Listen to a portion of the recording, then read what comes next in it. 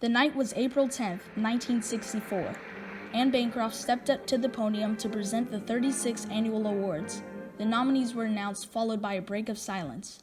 Then it was finally announced that the winner of that year's Best Actor in a Leading Role was Sidney Poitier. This moment marked a change in American cinema forever. Sidney L. Poitier was born on February 20th, 1927 to Reginald James Poitier and Evelyn Poitier. His parents were on vacation in Miami, Florida when Sidney was born 2 months prematurely. Although Sidney was bound to do great things, he was born poor. Sidney's family moved around a lot while growing up because of financial difficulties, and ultimately, when he was 16, he and his brother were sent to live in New York City on their own.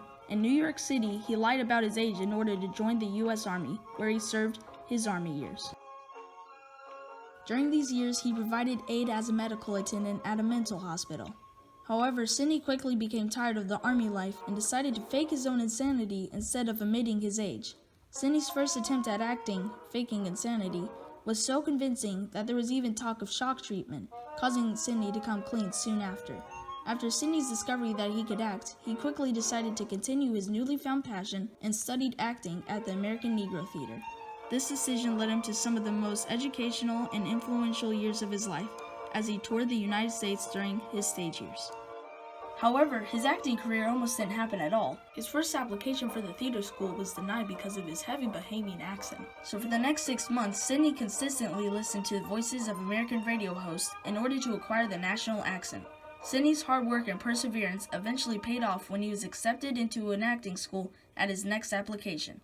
For the next few years, Sidney toured the United States with an all-black production crew, performing plays. Then in 1950, Sidney booked his first role in the film No Way Out, where he depicted a doctor accused of killing a white man in a hospital. This film was the first of Sidney's long line of movies dealing with racial issues as he entered the film years. After the success of No Way Out, Sidney landed another role in the 1951 drama Cry the Beloved Country. A few years later, in 1955, Sidney once again was cast in another huge film called Blackboard Jungle, where he portrayed a disruptive but talented student at an inner-city school. Then in 1959, Sidney made a huge splash in Hollywood, where he was nominated for an Academy Award for his work in the film The Defiant Ones. Although Sidney didn't win, he still made history as the first black actor to ever be nominated for an Academy Award. This accomplishment was just the first of many barriers broken by Sidney. Although being nominated for an Academy Award is already a dream for many actors, Sidney decided to go the extra mile for his work in 1963's Lilies of the Field. For this groundbreaking film, he made cinematic history when Sidney was awarded an Oscar for the Best Actor in a Leading Role. This monumental moment in the evolution of cinema proved that every race could act just as good as the other. However, the best part came when Sidney gave his Oscar acceptance speech. He said, "Because it is a long journey to this moment, I am naturally indebted to countless numbers of people. For all of them, all I can say is a very special thank you." I believe that this short acceptance speech shows how humble Sidney is. He didn't brag about winning or say that he's better than all the other nominees, but instead thanked all the people that helped him earn the award. From that point on, Sidney was a highly sought-out actor and was constantly in hit movies for over the next 10 years. This was a feat not commonly matched by other black actors at the time. Sidney noticed his publicity was exceptional and decided to use his success and notoriety to highlight the messages that he wanted to spread. Sidney started booking 2 to 3 roles a year, and in 1965, he booked 4. One of the 4 roles that year was the groundbreaking film A Patch of Blue. In this film, he portrayed a hopeful black man named Gordon Ralph who slowly falls in love with a blind white woman. However, the white woman doesn't know that Gordon was black, so they continue to spend their time together. But sadly, eventually the woman found out that Gordon was black and decided to end their relationship. This movie was made during the Civil Rights Movement, and it showed a great example of why the law needed to be changed in order to allow interracial marriages. The next huge push for the Civil Rights Movement came in the 1967 film In the Heat of the Night, where Sidney played a black detective from Philadelphia named Virgil Tibbs, who helped solve a murder case in the South. Although Virgil faced prejudice from many Southern white men, he kept pressing forward and helped bring justice against the murderer. Later that same year, a film called Guess Who's Coming to Dinner was released, where Sidney starred as a black man named John, who planned to marry a white woman named Joanna. Although they had only met a week before, they visited Joanna's parents to request their blessing to get married. This movie showed the first interracial kiss in a film, as well as a tense relationship between a black maid and John as she questioned his intentions and accused him of trying to take advantage of Joanna and the rest of her family. Both of the films, In the Heat of the Night and Guess Who's Coming to Dinner, were among Sidney's barrier-breaking films released during the Civil Rights Movement. Both films presented issues with segregation and prejudice against black people, as well as depicted the benefits to all of society if the Civil Rights Movement succeeded. A few years later, Sidney decided to try something new in Hollywood.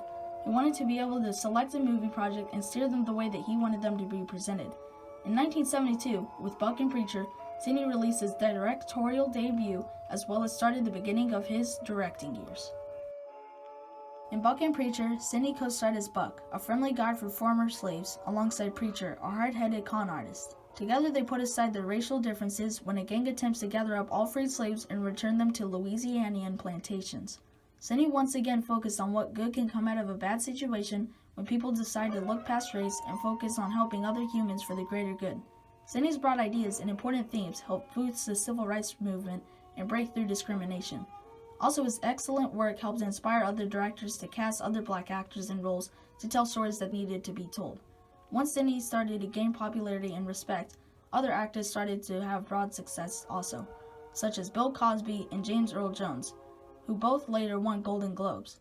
Many years later, Sidney continued to be an inspiration to countless numbers of people of color, one of which was Spence M. Finlayson, the founder, president, and CEO of the Phoenix Institution for Positive Development Empowerment. Spence wrote an entire article about Sidney, sincerely appreciating and thanking Sidney for inspiring him. Spence said, "I was so inspired by watching the son of the soil star on the big screen. And Sidney Poitier continues to be an inspiration to me, and he raised the ceiling on my possibilities." Sidney was a huge game changer and significantly impacted how diverse Hollywood is now. He acted as the tool or the saw needed to cut through the racial barriers that were long established in the movie industry. Saws aren't just used to cut through wood, they're used to cut through barriers by continuously moving forward. Sidney had always had a focused mindset to do something big. He said in an interview with Oprah Winfrey, "I had had the opportunity through my mother and my dad to have set some kind of foundation as to who I was. And I was not what I was required to be in Florida. I was not that. I couldn't be that. I was taught that I had basic rights as a human being." Sidney has said from time and time again that he's wanted to make a difference, and that if I'm remembered for having done a few good things and my presence here has sparked some good energies, that's plenty.